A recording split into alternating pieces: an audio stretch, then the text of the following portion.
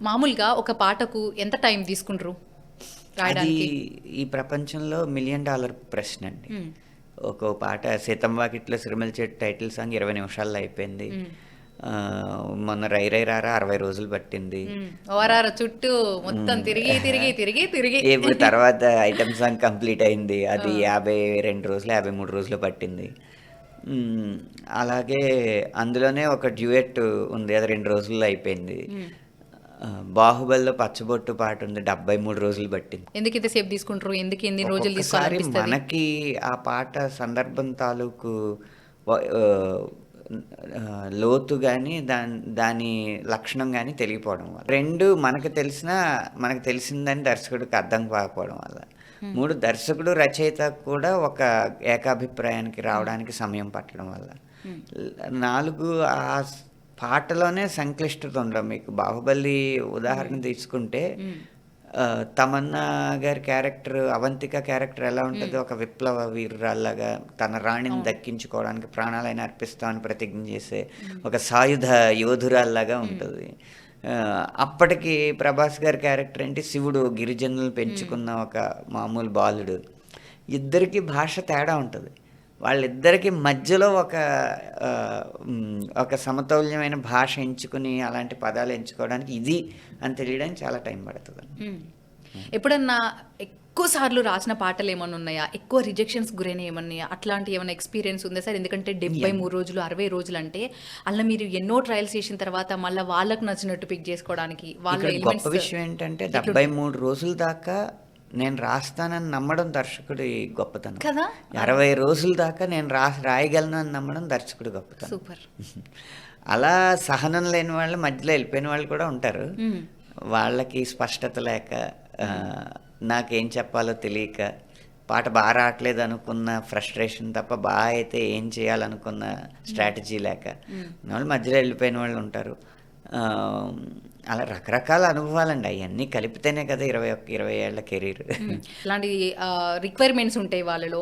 అవి రీచ్ కాని సందర్భం ఏమన్నా ఉంటదా సార్? అట్లాంటియేమన్నా జరుగుతాయా? అంటే అందరికీ నచ్చాలనుకుంటారు. కొంతమందేమో మొత్తం ఆఫీస్‌లో ఆఫీస్ బాయ్ దగ్గర నుంచి లైట్ బాయ్ వరకు, డ్రైవర్స్ నుంచి మేనేజర్ల వరకు అందరికీ వినిపిస్తూ వాళ్ళ రియాక్షన్స్ ఎలా ఉన్నాయో చూస్తారు. వాళ్ళకి నచ్చట్లేనట్టు అనిపిస్తే మా ఇది అందరికీ నచ్చట్లేదండి అని చెప్పే రకం కొంతమందుంటారు. హ్మ్. వాళ్ళకే నచ్చక మార్చమనేవాళ్ళు కొంతమందుంటారు. హ్మ్. వాళ్ళకి నచ్చింది, ఆ ప్రాజెక్ట్‌లో ఇన్వాల్వ్ అయిన అందరికీ నచ్చింది. కాపోతే వాళ్ళ భార్య గారికి నచ్చలేదని చెప్పినోళ్ళు కొంతమందుంటారు. ఇట్లా గూడా ఉంటరా? రకరకాలుంటాయి. ఆ! అంటే అక్కడి నుంచి ఆ! ఆర్డరొస్తేనే కొంతమందేమో అందరికీ నచ్చింది గానీ, హీరో గారి వాళ్ళ ఫాదర్‌కి ఎందుకో నచ్చలేదన్నారండి. మారుద్దాం అన్నోళ్ళుంటారు. రకరకాలు. సార్ క్రియేటివ్ డిఫరెన్స్ అంటారు గదా! అంటే రాసే కాడవ్వచ్చు, పాడే కాడవ్వచ్చు. హ్మ్. ఇట్లాంటియి ఒస్తాయంటారా?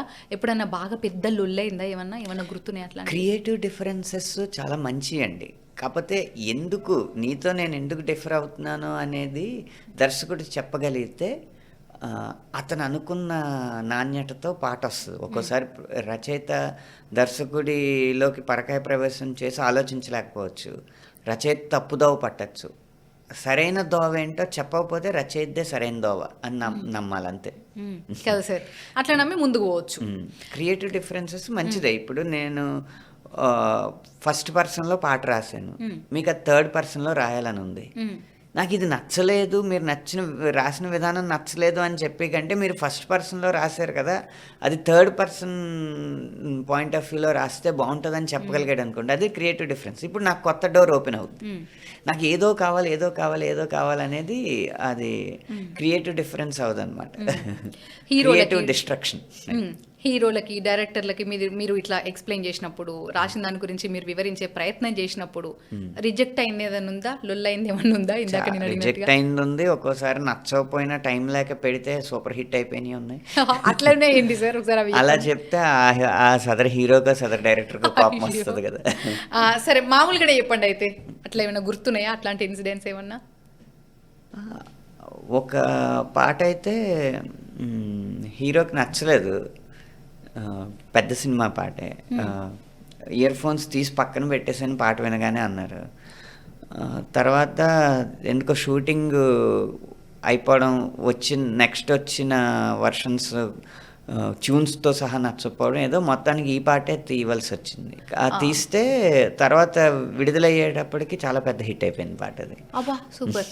మామూలుగా ఇట్లా తీసి ఇయర్‌ఫోన్స్ తీసి ఇట్లా కింద పెట్టేసిన ఇట్లాంటి మాటలు విన్నప్పుడు కలుక్కుమన్న సందర్భం ఏమన్నా ఉందా? బాగా ఇట్లా బాధపడి దాని గురించి ఆలోచించి అట్లేమన్నా ఉన్నదా? ఉండదండి. ఎందుకంటే మన పాట మీద మనకు గౌరవం ఉంటది కదా! ఎవరికో నచ్చకపోయినంత మాత్రాన పాట క్వాలిటీ తగ్గినట్టు కాదు. అదీ కాక వాళ్ళకి నచ్చకపోవడం కూడా తప్పు కాదు. వాళ్ళు ఆలోచించే ఆలోచన వేరేగా ఉండొచ్చు. ఇవన్నీ అందరికీ అన్నీ నచ్చాలని లేదు కదా!